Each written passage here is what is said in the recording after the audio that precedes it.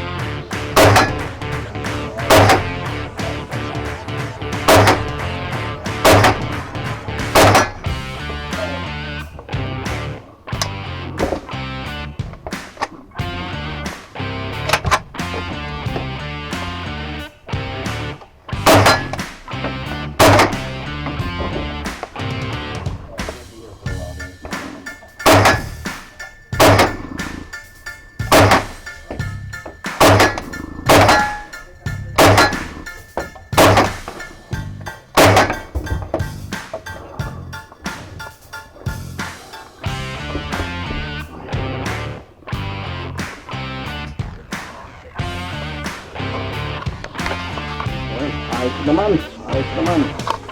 Ang problema, nahirapan na ako mag-ins kasi nakasumbrero ako sa walang optic.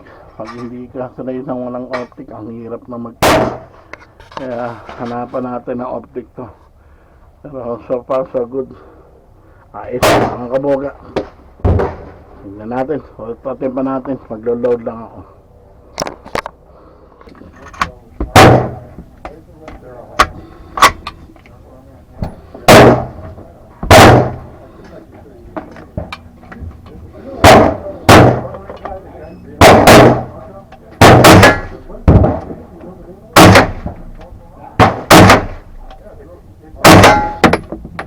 That RV place is with the boat shop is?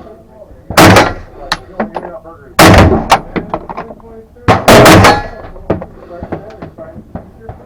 Yeah, right there. I don't know where it's right across from a barber that's a barber shop.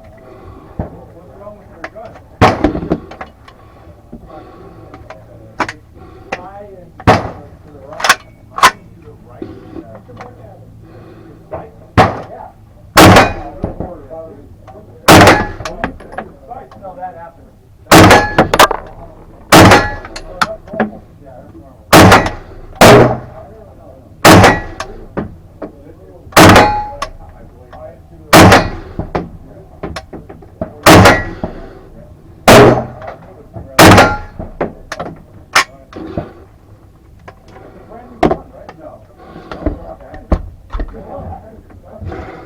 Ayos naman.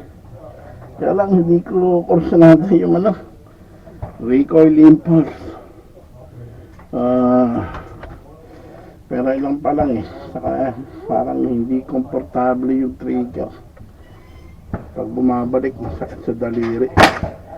Hindi katulad nung PTR9, yung kamukha ng MP5. Pero mga unang magazine pa lang naman, kaya hindi ko masabi. Kaya ako naman sabing hindi okay kung hindi pa na-testing ng mga maraming rounds.